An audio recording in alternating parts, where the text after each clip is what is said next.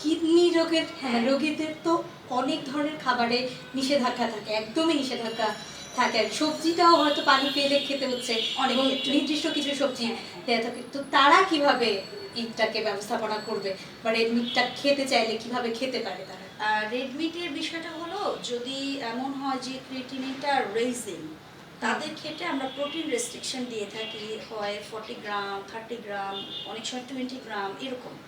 তো কার কোন লেভেলে ক্রিয়েটিনিন আছে সেটার উপরে ডিপেন্ড করে সিকেবি স্টেজ 1, 2 থেকে 4, 5 এরকম এরকম। তো যদি ডায়ালিসিস পেশেন্ট হয় তাদের ক্ষেত্রে আসলে আমাদের খুব একটা হেডেক নাই, কারণ সকল কমপ্লিকেশনগুলো মানে যদি মানে উনি যদি ডায়ালিসিসটা নিতে পারে তাহলে সব কিছুই হাই প্রোটিন রেজ আমাদের খাবার দিতে হয়, খেতে পারে। সো তারা খেতে পারে।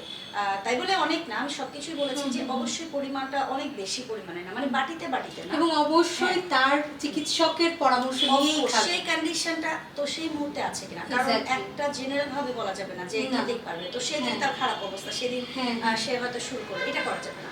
আর যখন ডায়ালিসিসের আগে থাকে তাদের ক্ষেত্রে আসলে না খাওয়াই ভালো, কিন্তু একান্তই যদি এক টুকরা খেতে চায় তাহলে ডেফিনেটলি অন্য প্রোটিন সোর্স বন্ধ করে দিয়ে খাওয়া ভালো। কিরকম, আমি চিকেনের আইটেম একটা খাচ্ছি, আবার একটু গরুর মাংসও খাচ্ছি, তার দরকার নেই। আমি চিকেনের আইটেমটা তো রোজই খাচ্ছিলাম, সো এটার এক্সট্রা হিসেবে আমি গরু না খেয়ে এক্সট্রাটাকেই বরং বাদ দেওয়া, যেরকম সেদিনের জন্য চিকেন বা ফিশ, যদি দুটোই আইটেম ভালো তবুও সেদিনের জন্য আমি বন্ধ রাখবো।